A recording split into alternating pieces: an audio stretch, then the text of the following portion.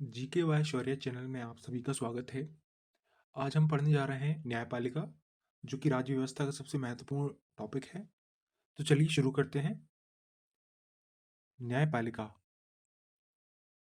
समस्त न्यायालयों को सामूहिक रूप से न्यायपालिका कहते हैं। न्यायालयों में शक्ति विभाजन नहीं होता है। ठीक है दोस्तों, तो न्यायालयों में जो है शक्तियों का विभाजन नहीं होता है। भारतीय न्याय प्रणाली में छोटे छोटे न्यायालयों के ऊपर प्रत्येक जिले का जिला न्यायालय, उनके ऊपर राज्यों के उच्च न्यायालय और सबसे ऊपर सर्वोच्च न्यायालय होता है। ठीक है। तो सबसे पहले सबसे निचले स्तर पर होता है जिला न्यायालय, उसके ऊपर उच्च न्यायालय, फिर उसके ऊपर सर्वोच्च न्यायालय और सबसे नीचे छोटे छोटे न्यायालय होते हैं। चलिए तो अब शुरू करते हैं। सर्वोच्च न्यायालय, जो कि भारत की सर्वोच्च न्यायपालिका है। भारत की न्यायिक व्यवस्था एकहरी और एकीकृत है। ठीक है, जिसके सर्वोच्च शिखर पर भारत का सर्वोच्च न्यायालय है। सर्वोच्च न्यायालय जो है उसका मुख्यालय दिल्ली में है। ठीक है।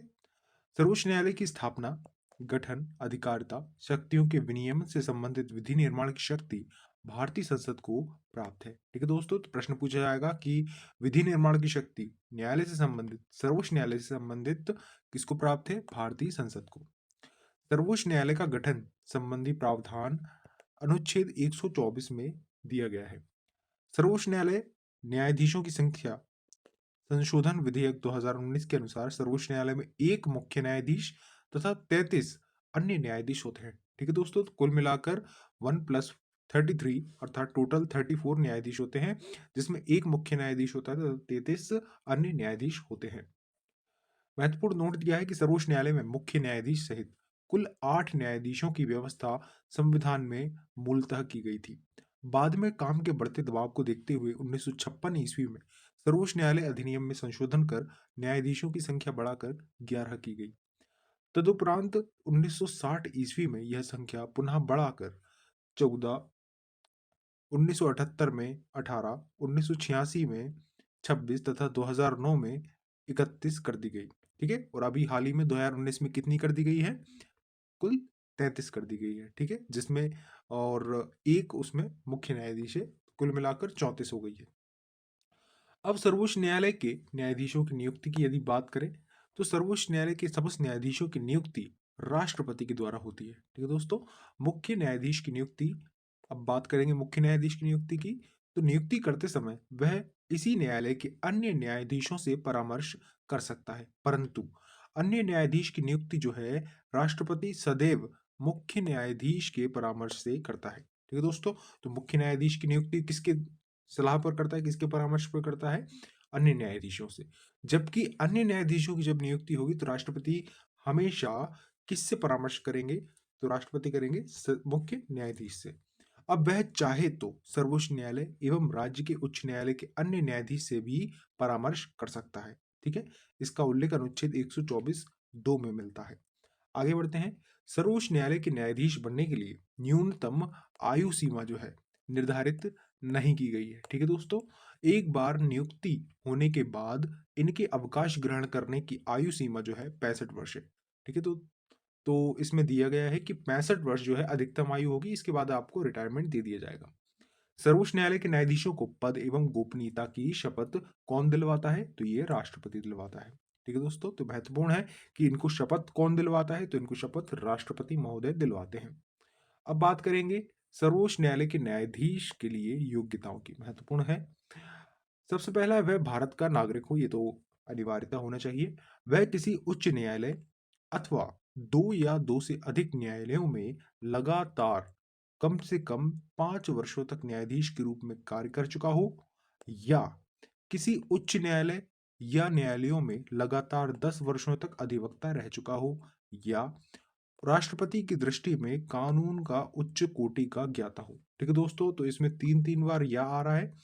ठीक है, तो सबसे पहले हम देखते हैं कि वह क्या होना चाहिए। सबसे पहले वह किसी उच्च न्यायालय अथवा दो या दो से अधिक न्यायालयों में लगातार कम से कम 5 वर्षों तक न्यायाधीश रहा हो। ठीक है दोस्तों, तो किसी भी न्यायालय में, चाहे तो उच्च न्यायालय हो या दो से अधिक न्यायालयों में 5 वर्षों तक न्यायाधीश हो, या तो किसी उच्च न्यायालय या न्यायालयों में लगातार 10 वर्षों तक अधिवक्ता रहा हो, मतलब कि एडवोकेट रहा हो, या तो राष्ट्रपति की दृष्टि में कानून का उच्च कोटि का ज्ञाता हो।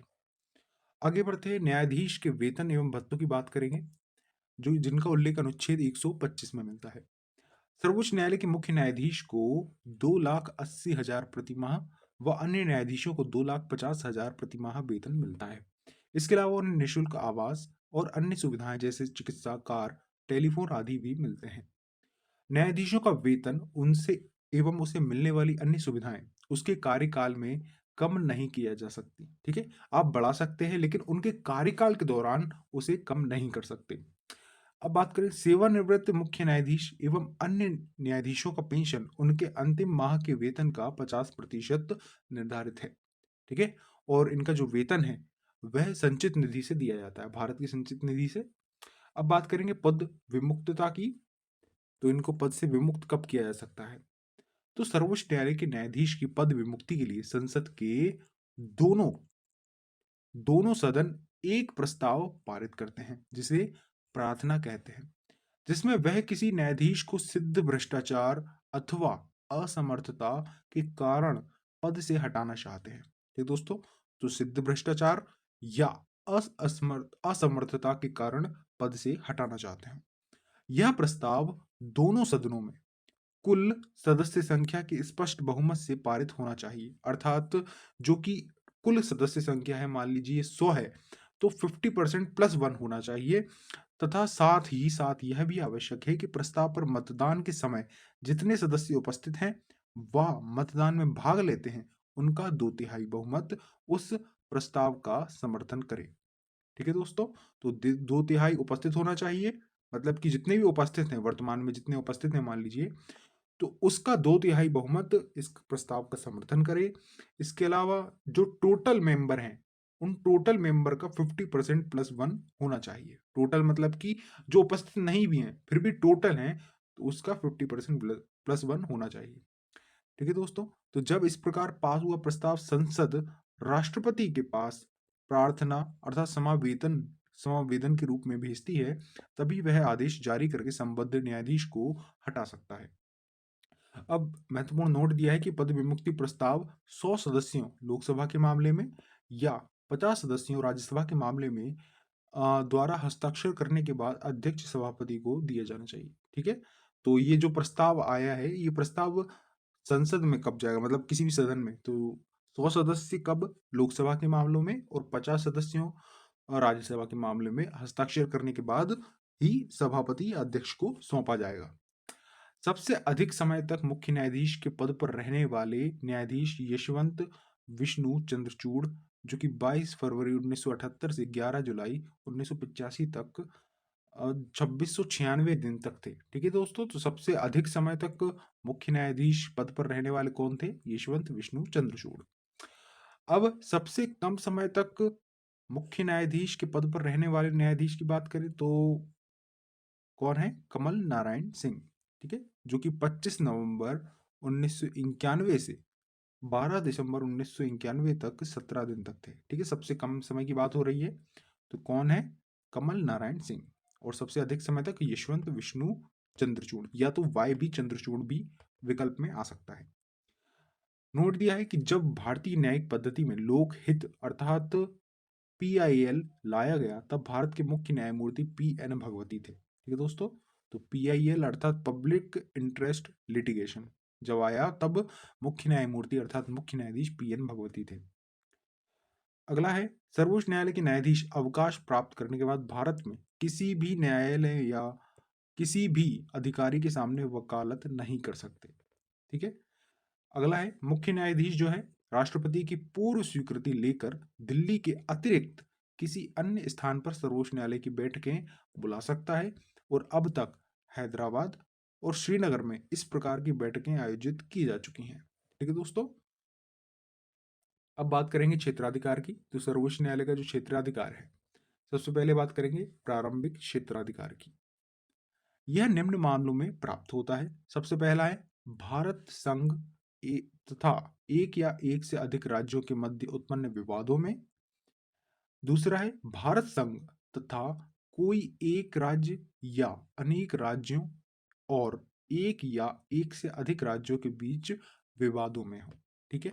तीसरा है दो या दो से अधिक राज्यों के बीच ऐसे विवाद में जिसमें उनके वैधानिक अधिकारों का प्रश्न निहित है। ठीक है। तो यह मुख्यतः संबंधित किस चीज से है? संघ, संघ अर्थात केंद्र एवं राज्य के बीच विवादों से, या तो एक या एक से अधिक राज्यों के बीच में विवादों में। ठीक है। या तो ऐसे दो या दो से अधिक राज्यों के विवाद में जिसमें उनके वैधानिक अधिकारों का प्रश्न निहित हो। प्रारंभिक क्षेत्राधिकार के अंतर्गत सर्वोच्च न्यायालय उसी विवाद को निर्णय देने के लिए स्वीकार करेगा जिसमें किसी तथ्य या विधि का प्रश्न शामिल है। यह महत्वपूर्ण लाइन है कि उसी विवाद को स्वीकार करेगा जिसमें किसी तथ्य या विधि का प्रश्न शामिल है। अगला है अपीलीय क्षेत्राधिकार। तो देश का सबसे बड़ा अपीलीय न्यायालय सर्वोच्च न्यायालय है। इसे भारत के सभी उच्च न्यायालयों के निर्णयों के विरुद्ध अपील सुनने का अधिकार है। ठीक है। इसके अंतर्गत तीन प्रकार के प्रकरण आते हैं। सबसे पहला संवैधानिक, फिर दीवानी, फिर तीसरा फौजदारी। तीसरा अधिकार है परामर्श दात्री क्षेत्राधिकार। राष्ट्रपति को यह अधिकार है कि वह सार्वजनिक महत्व के विवादों पर सर्वोच्च न्यायालय का परामर्श मांग सकता है, जो कि अनुच्छेद 143 के तहत संवैधानिक अधिकार है। फिर न्यायालय के परामर्श को स्वीकार या अस्वीकार करना राष्ट्रपति के विवेक पर निर्भर करता है। अर्थात मोटा मोटी बात यह है कि राष्ट्रपति पर यह दी गई सलाह या यह दिया गया परामर्श बाध्यकारी नहीं होता है। ठीक है। राष्ट्रपति का मन होगा तो वह इसको मानेगा या तो उसको अस्वीकार कर देगा। अगला है पुनर्विचार संबंधी क्षेत्राधिकार। राष्ट्रपति के अनुच्छेद 137 के अनुसार सर्वोच्च न्यायालय को यह अधिकार प्राप्त होता है कि वह स्वयं द्वारा दिए गए आदेश या निर्णय पर पुनर्विचार कर सके तथा यदि उचित समझे तो उसमें आवश्यक परिवर्तन कर सकता है। ठीक है। तो मतलब कि अप टू डेट रहने के लिए, मतलब कि मान लीजिए यदि 20 साल पूर्व सर्वोच्च न्यायालय ने कोई निर्णय दिया हो और आज वह अप टू डेट नहीं है, मतलब कि वह जो निर्णय दिया था वह आज के दौर के लिए सही नहीं है, तो आज वो उस अपने पूर्व आदेश को बदल कर उसमें परिवर्तन कर सकता है। ठीक है दोस्तों। अब बात करेंगे पांचवें अभिलेख न्यायालय की। संविधान का अनुच्छेद 129 सर्वोच्च न्यायालय को अभिलेख न्यायालय का स्थान प्रदान करता है। इसका आशय यह है कि न्यायालय के सभी निर्णयों को रिकॉर्ड या अभिलेख के रूप में सुरक्षित रखा जाता है। इन विषयों को भविष्य में देश के किसी भी न्यायालय में नजीर के रूप में पेश किया जा सकता है। मान लीजिए कि आज कोई निर्णय दिया है सर्वोच्च न्यायालय ने, तो देश के जितने भी जिला न्यायालय या उच्च न्यायालय हैं वह सभी उस वक्तव्य को ध्यान में रख के अपना निर्णय देंगे कि सर्वोच्च न्यायालय ने ऐसा कहा है। मतलब कि आपको एक डायलॉग याद होगा बाहुबली का, जिसमें राजमाता कहती हैं कि मेरा वचन ही मेरा शासन। तो एक प्रकार से यह सर्वोच्च न्यायालय का ये मेरा वचन ही मेरा शासन है। ठीक है दोस्तों। आगे बढ़ते हैं, छठवें पॉइंट की बात करेंगे, मौलिक अधिकारों का रक्षक। भारत का सर्वोच्च न्यायालय नागरिकों के मौलिक अधिकारों का रक्षक है। ठीक है। और अनुच्छेद 32 सर्वोच्च न्यायालय का विशेष रूप से उत्तरदायी ठहराता है कि वह मौलिक अधिकारों को लागू कराने के लिए आवश्यक कार्यवाही करे। न्यायालय मौलिक अधिकारों की रक्षा के लिए बंदी प्रत्यक्षीकरण, परमादेश, प्रतिषेध, अधिकार प्रक्षालेख तथा उत्प्रेषण के लेख जारी कर सकता है। ठीक है दोस्तों। तो कौन कौन से रिट, इन्हें रिट या न्यायादेश भी कहते हैं, तो रिट जारी कर सकता है। सबसे पहला बंदी प्रत्यक्षीकरण, फिर परमादेश, प्रतिषेध, अधिकार प्रक्षालेख और उत्प्रेषण के लेख जारी कर सकता है। नोट दिया है, सर्वोच्च न्यायालय में भारत संविधान के निर्वचन अर्थात इंटरप्रिटेशन से संबंधित मामले की सुनवाई करने के लिए न्यायाधीशों की संख्या जो है कम से कम 5 होगी। ठीक है। जो कि अनुच्छेद 145(3) में उल्लिखित है। ठीक है दोस्तों। तो यहाँ पे इंटरप्रिटेशन की बात हो रही है, मतलब कि संविधान की व्याख्या संबंधित मामलों की सुनवाई के लिए जो न्यायाधीशों की संख्या निर्धारित की गई है वह न्यूनतम 5 है। ठीक है। अब बात करेंगे उच्च न्यायालय की। ठीक है दोस्तों। तो हमारा उच्चतम न्यायालय हो चुका है, अब हम करेंगे उच्च न्यायालय की बात। संविधान के अनुसार प्रत्येक राज्य के लिए एक उच्च न्यायालय होगा, जो कि अनुच्छेद 214 में मिलता है। लेकिन संसद जो है विधि द्वारा दो या दो से अधिक राज्यों और किसी संघ राज्य क्षेत्र के लिए एक ही उच्च न्यायालय स्थापित कर सकती है, जिसका उल्लेख अनुच्छेद 231 में मिलता है। ठीक है दोस्तों। तो 231 अनुच्छेद महत्वपूर्ण है, क्योंकि इसमें संसद जो है, संसद बनाएगी, राष्ट्रपति नहीं बनाएंगे। आपको महत्वपूर्ण यह याद रखना है कि संसद विधि द्वारा 2 या 2 से अधिक राज्यों और किसी संघ शासित क्षेत्र के लिए एक ही उच्च न्यायालय स्थापित कर सकती है। उदाहरण के लिए यदि बताऊं तो पश्चिम बंगाल का जो मुख्य न्यायालय है वह कोलकाता में है, ठीक है। और इसी प्रकार अंडमान निकोबार द्वीप समूह जो संघ शासित प्रदेश है, उसके लिए जो न्यायालय है, उच्च न्यायालय, वो भी कोलकाता हाई कोर्ट है, ठीक है दोस्तों। आगे बढ़ते हैं। वर्तमान में भारत में 25 उच्च न्यायालय हैं, जिनमें से 3 उच्च न्यायालयों का अधिकार क्षेत्र एक राज्य से अधिक है, ठीक है। केंद्र शासित प्रदेश दिल्ली और जम्मू कश्मीर में उच्च न्यायालय हैं, ठीक है दोस्तों। तो दिल्ली और जम्मू कश्मीर जो कि केंद्र शासित प्रदेश हैं, वहां पर उच्च न्यायालय मौजूद है। प्रत्येक उच्च न्यायालय का गठन एक मुख्य न्यायाधीश तथा अन्य न्यायाधीशों से मिलकर किया जाता है।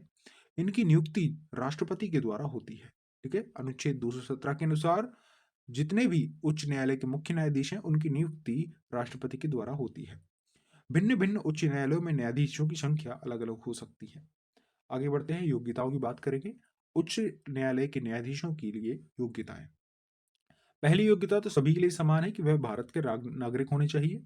दूसरी योग्यता की बात करें तो कम से कम 10 वर्ष तक न्यायिक पद धारण कर चुका हो, अथवा किसी उच्च न्यायालय में या एक से अधिक उच्च न्यायालयों में लगातार 10 वर्षों तक अधिवक्ता रहा हो, ठीक है दोस्तों। तो यहाँ पर 10 वर्ष तक न्यायिक पद धारण करने की बात हो रही है, मतलब कि कोई भी न्यायिक पद उस व्यक्ति ने धारण किया हो और उस या अथवा दिया है, अथवा किसी उच्च न्यायालय में या एक से अधिक उच्च न्यायालयों में, उच्च न्यायालय की बात हो रही है यहाँ पर, लगातार 10 वर्षों तक अधिवक्ता ही रहा हो, ठीक है दोस्तों।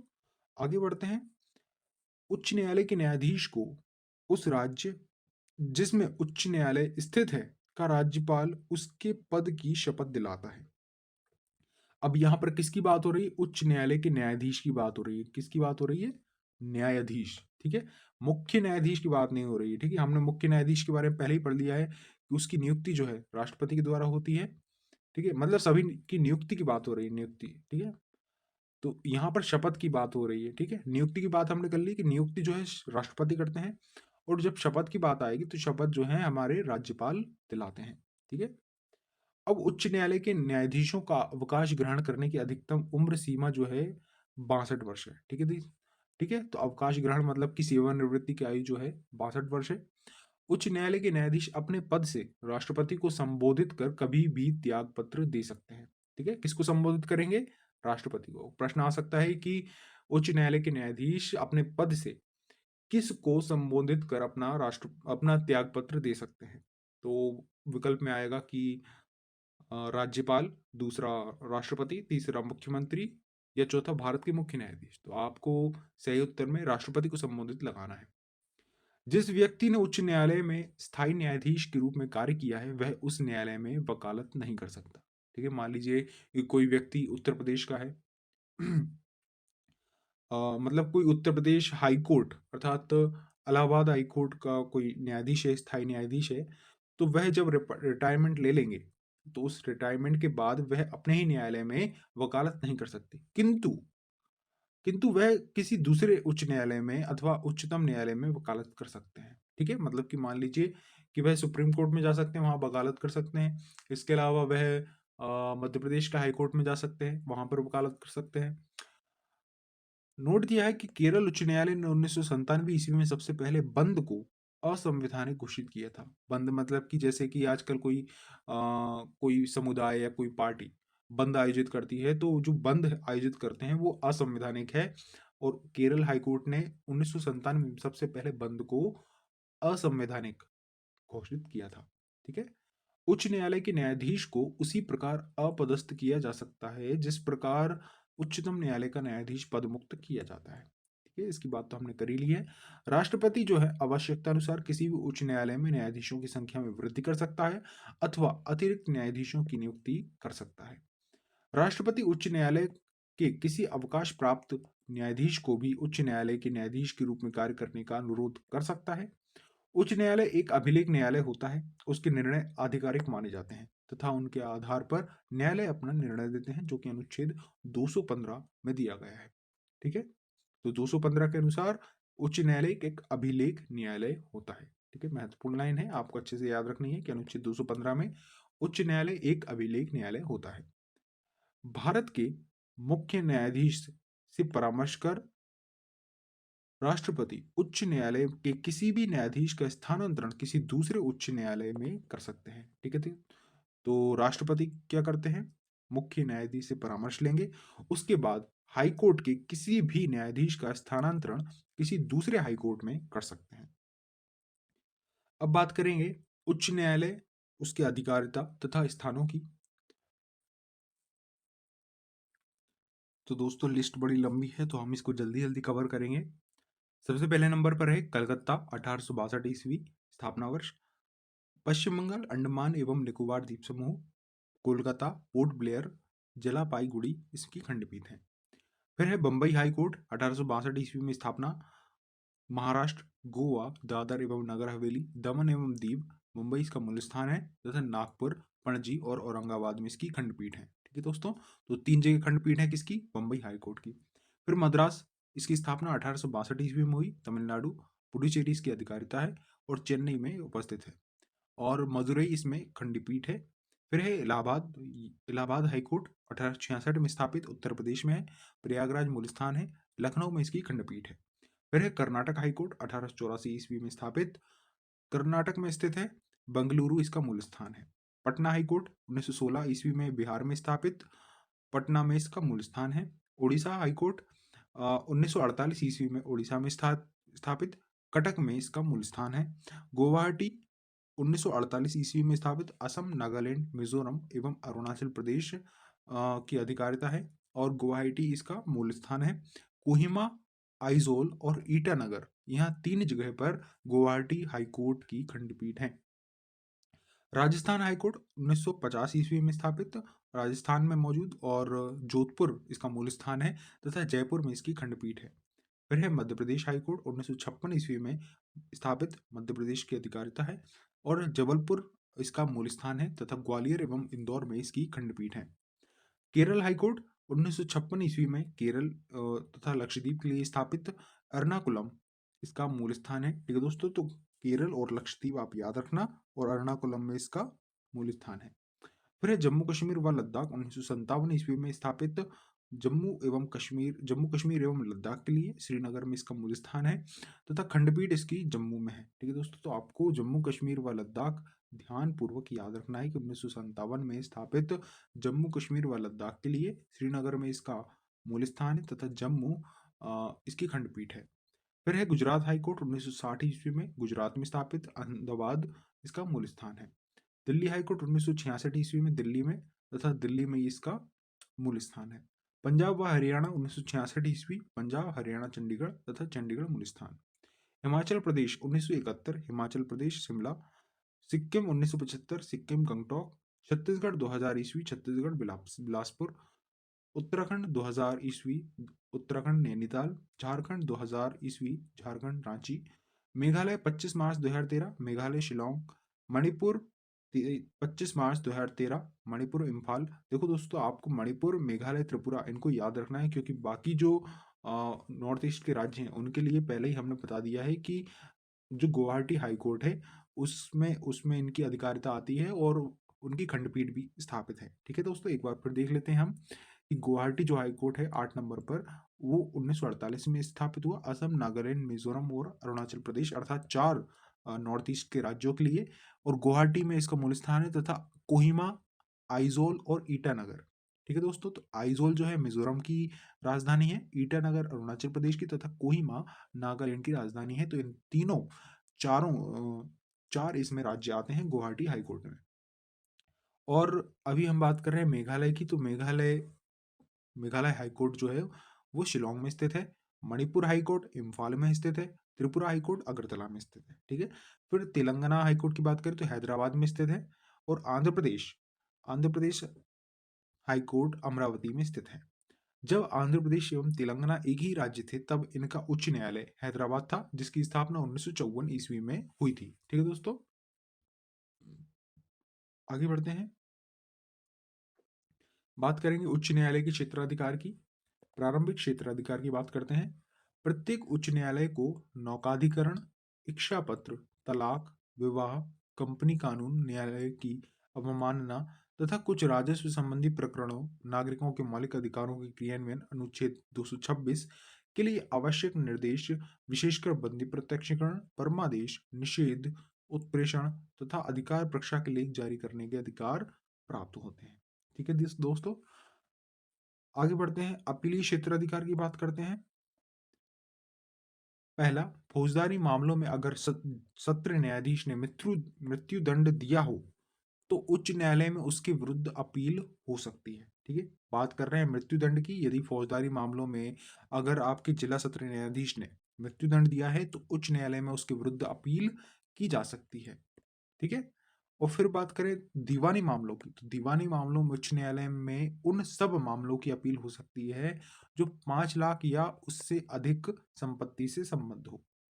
फिर तीसरा है उच्च न्यायालय पेटेंट तथा डिजाइन, उत्तराधिकार, भूमि प्राप्ति, दिवालियापन और संरक्षकता जैसे आदि मामलों में भी सुनवाई करता है। ठीक है, तो पेटेंट, डिजाइन और उत्तराधिकार, भूमि प्राप्ति, दिवालियापन जैसे मामलों में अपीलीय क्षेत्राधिकार रखता है। तीसरा है उच्च न्यायालय में मुकदमों का हस्तांतरण। यदि किसी उच्च न्यायालय को ऐसा लगे कि अभियोग अधीनस्थ न्यायालय में विचाराधीन है, ठीक है, विचाराधीन की बात कर रहे हैं, यदि किसी उच्च न्यायालय को ऐसा लगे कि अभियोग अधीनस्थ न्यायालय में विचाराधीन है, वह विधि के किसी सारगर्भित प्रश्न से संबद्ध है, तो वह उसे अपने यहाँ हस्तांतरित कर या तो उसका निपटारा स्वयं कर देता है या विधि से संबद्ध प्रश्न को निपटाकर अधीनस्थ न्यायालय को निर्णय के लिए वापस भेज देता है। ठीक है, मतलब कि मान लीजिए कि कोई जिला न्यायालय में कोई मुकदमा चल रहा है, तो उसमें कोई विधि का सारगर्भित प्रश्न आ रहा है, ठीक है, तो उसको स्वयं अपने पास बुला सकता है, ठीक है, और उसका निपटारा करके उसको वापस भी भेज सकता है या तो उसका पूरा मुकदमा वो स्वयं हल कर सकता है। चौथा बिंदु है प्रशासकीय अधिकार। उच्च न्यायालयों को अपने अधीनस्थ न्यायालयों में नियुक्त पदोन्नति और छुट्टियों के संबंध में नियम बनाने का अधिकार होता है। नोट दिया है, उच्च न्यायालय राज्य में अपील का सर्वोच्च न्यायालय नहीं होता है। राज्य सूची संबद्ध विषयों में भी उच्च न्यायालय के निर्णयों के विरुद्ध उच्चतम न्यायालय में अपील हो सकती है। महत्वपूर्ण लाइन है, फिर से देखते हैं कि उच्च न्यायालय राज्य में अपील का सर्वोच्च न्यायालय नहीं होता है। राज्य सूची से संबद्ध विषयों में भी उच्च न्यायालय के निर्णयों के विरुद्ध उच्चतम न्यायालय में अपील हो सकती है। आगे बढ़ते हैं, अब बात करेंगे लोक अदालत की। लोक अदालत कानूनी विवादों के मैत्रीपूर्ण समझौते के लिए एक वैधानिक मंच है। विधिक सेवा प्राधिकरण अधिनियम 1987, जिसका संशोधन 2002 में हुआ था, इसके द्वारा लोक उपयोगी सेवाओं के विवादों के संबंध में मुकदमेबाजी पूर्व सुलह और निर्धारण के लिए स्थायी लोक अदालतों की स्थापना के लिए प्रावधान करता है। ऐसे फौजदारी विवादों को छोड़कर जिनमें समझौता नहीं किया जा सकता, ठीक है, किस ऐसे फौजदारी विवादों को छोड़कर जिसमें समझौता नहीं हो सकता, दीवानी, फौजदारी, राजस्व अदालतों में लंबित सभी कानूनी विवाद मैत्रीपूर्ण समझौते के लिए लोक अदालत में लाए जा सकते हैं। कानूनी विवादों को लोक अदालतें मुकदमा दायर होने से पूर्व भी अपने यहाँ स्वीकार कर सकती हैं। लोक अदालत के निर्णय किसी दीवानी न्यायालय के समान ही दोनों पक्षों पर लागू होते हैं और सबसे महत्वपूर्ण लाइन, यह निर्णय अंतिम होते हैं। लोक अदालतों द्वारा दिए गए निर्णयों के विरुद्ध अपील नहीं की जा सकती है। ठीक है दोस्तों, क्योंकि कारण यह रहता है कि ये इसका जो निर्णय होता है वह निर्णय दोनों पक्षों की सहमति के द्वारा होता है, तो जब सहमति पहले से ले ली गई है तो उसके विरुद्ध अपील करने की कोई जरूरत नहीं होती। ठीक है, इसलिए अदालतों का बोझ कम करने के लिए लोक अदालतों की स्थापना की गई है। फिर आगे क्या दिया है, देश के लगभग सभी जिलों में स्थायी तथा सतत लोक अदालतें स्थापित की गई हैं। लोक अदालत जो है 5 लाख तक के दावे पर विचार कर सकती है। नोट है कि दिल्ली में पहली लोक अदालत अक्टूबर 1985 को बैठी थी तथा इसने एक दिन में दुर्घटना के शिकार लोगों के मुआवजे संबंधी 150 मामले निपटाए थे। अब बात करेंगे उपभोक्ता संरक्षण संबंधी मामलों की। तो भारत सरकार ने उपभोक्ताओं के हितों के संरक्षण के लिए उपभोक्ता संरक्षण अधिनियम 1986 पारित किया था। उपभोक्ता समस्याओं के निपटारे के लिए जिला स्तर पर जिला फोरम, राज्य स्तर पर राज्य उपभोक्ता फोरम अर्थात राज्य उपभोक्ता विवाद निवारण आयोग, फिर राष्ट्रीय स्तर पर राष्ट्रीय उपभोक्ता विवाद निवारण आयोग का गठन किया गया। ठीक है, 3 स्तर पर गठन हुआ है। फिर जिला फोरम 20 लाख तक के मामलों की, फिर राज्य उपभोक्ता विवाद निवारण आयोग 20 लाख से 1 करोड़ तक के मामलों की, एवं राष्ट्रीय उपभोक्ता विवाद निवारण आयोग 1 करोड़ से अधिक कीमत वाले मामलों की सुनवाई करता है। ठीक है, तीनों स्तर के जो फोरम है अलग अलग रकम तक की मामलों की सुनवाई करते हैं। जिला फोरम 20 लाख, ठीक है, और राज्य जो है राज्य का फोरम 20 लाख से 1 करोड़, फिर राष्ट्रीय जो है 1 करोड़ से अधिक के मामलों की सुनवाई करता है। अब बात करेंगे केंद्रीय प्रशासनिक अधिकरण अर्थात CAT, सेंट्रल एडमिनिस्ट्रेटिव और टी से ट्राइब्यूनल।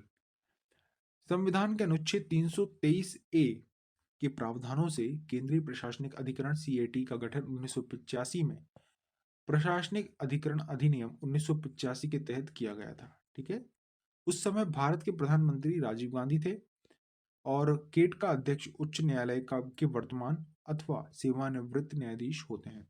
अध्यक्ष के अलावा इसमें 16 उपाध्यक्ष एवं 49 सदस्य होते हैं। ठीक है, तो एक अध्यक्ष, 16 उपाध्यक्ष और 49 सदस्य होते हैं। ये सदस्य न्यायिक एवं प्रशासनिक दोनों क्षेत्रों से लिए जाते हैं। नोट की बात करें तो मुख्य न्यायमूर्ति HL दत्तू ने सामाजिक न्यायपीठ नाम से विशेष न्यायपीठ का गठन करने का आदेश दिया था। आगे है कुछ महत्वपूर्ण इसमें शब्दावली दी गई है कि ऑडी ऑल्टेरम पोर्टेम, इसका अर्थ क्या होता है? यह लैटिन कहावत है, यह प्राकृतिक न्याय का सिद्धांत है। ठीक है दोस्तों, जिसका हम बार बार उल्लेख सुनते हैं जब भी संविधान का अध्ययन करते हैं, जिसका अर्थ होता है कोई भी व्यक्ति बिना सुनवाई के दंडनीय घोषित नहीं किया जाएगा। ठीक है, तो इसको लैटिन भाषा में क्या कहेंगे? ऑडी ऑल्टेरम पार्टेम। ठीक है, प्रश्न आ सकता है कि ऑडी ऑल्टेरम पार्टेम किससे संबंधित है? तो ये प्राकृतिक न्याय सिद्धांत से संबंधित है। फिर है अगला आत्रेफ व एक्टिव। ठीक है, इंग्लिश में तो कुछ और समझ में आ रहा है, पर हिंदी में हम पढ़ते हैं तो आत्रेफ व एक्टिव। यह एक प्रतिवादी की याचिका है जिसमें कहा गया है कि उस पर पहले ही उसी अपराध के लिए मुकदमा चलाया जा चुका है और उसे बरी कर दिया गया है। ठीक है, तो एक प्रतिवादी की याचिका होती है जिसमें उस पर पहले ही उसी अपराध के लिए मुकदमा चलाया जा चुका है और उसे बरी कर दिया गया है। ठीक है, तो इसको आत्रेफोइस एक्विट या आत्रेफ व एक्टिव कहते हैं। नॉन बिस इन आइडेम, नॉन बिस इन आइडेम इसका मतलब होता है एक ही के बारे में दो बार नहीं। ठीक है, एक ही के बारे में दो बार नहीं। सिद्धांत कहता है कि किसी को एक ही अपराध के लिए दो बार न्याय नहीं देना चाहिए, न्याय नहीं, या तो दंड नहीं देना चाहिए एक ही अपराध के लिए। ठीक है, तो नॉन बिस इन आइडेम। फिर है आत्रिफ व कनेक्टिव या आत्रिफोइस कन्विक्ट। हिंदी में तो कुछ और लिखा है, पर इंग्लिश का अनुवाद मुझे सही लग रहा है कि ऑथ्रेफॉइस कन्विक्ट इसका होना चाहिए। फिर यदि यह एक प्रतिवादी की याचिका है जिसमें कहा गया है कि उस पर पहले से ही उसी अपराध के लिए मुकदमा चलाया जा चुका है और उसे दोषी ठहराया जा चुका है, मतलब कि पहले से कोई मुकदमा चल रहा था और उसमें दोषी भी ठहरा दिया था, तो उसे कन्विक्ट कहेंगे। ठीक है, और एक्टिव की एक्विट की बात कब आएगी? जब उसमें मुकदमा चलाया जा चुका है और उसे बरी कर दिया गया है। ठीक है दोस्तों, आगे बढ़ते हैं। तो ये यहाँ पर हमारा उच्चतम न्यायालय तथा उच्च न्यायालय का संपूर्ण अध्याय समाप्त होता है। मिलते हैं अगली वीडियो में।